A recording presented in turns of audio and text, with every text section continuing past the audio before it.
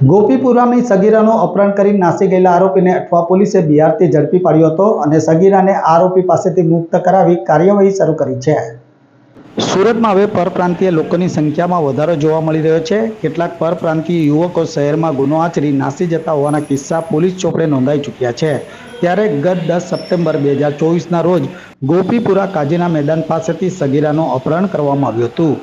આરોપીએ સગીરાને ભોળવી ફોસલાવીને મોહમ્મદ જુનેદ નામનો યુવક અપહરણ કરી પોતાની સાથે બિહાર લઈ ગયો હતો.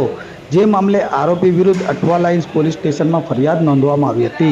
જેથી પોલીસે યુવતીને અપહરણ મામલે ચક્રો ગતિમાન કર્યા હતા અને આરોપી બિહારમાં હોવાનું જાણવા મળતા પોલીસે યુવતીના અપહરણ કરતા આરોપી મોહમ્મદ જુનેદ શેખને ઝડપી લીધો હતો અને યુવતીને મુક્ત કરાવી હાલ આરોપી વિરુદ્ધ અઠવા પોલીસે કાયદેસરની કાર્યવાહીની કામગીરી હાથ ધરી હતી.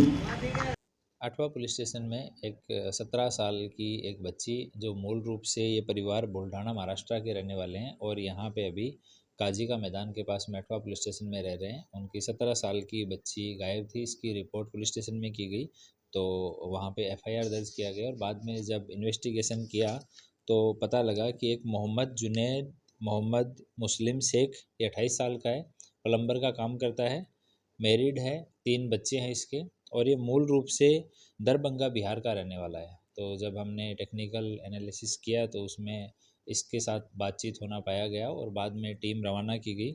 तो वो बच्ची को और आरोपी दोनों को दरभंगा बिहार से टीम लेके वापस आई है और अभी उसमें पॉक्सो की और दूसरी जो कलम है वो ऐड की गई हैं। आरोपी से अभी पूछताछ चल रही है। बच्ची का मेडिकल कराया गया है और उसकी काउंसलिंग करवाई गई। आरोपी का कुछ पुराना गुनाही इतिहास नहीं, आरोपी का पुराना कोई गुनाहित इतिहास नहीं है और इसकी फैमिली, इसकी वाइफ और 3 बच्चे हैं वो बिहार में रहते हैं।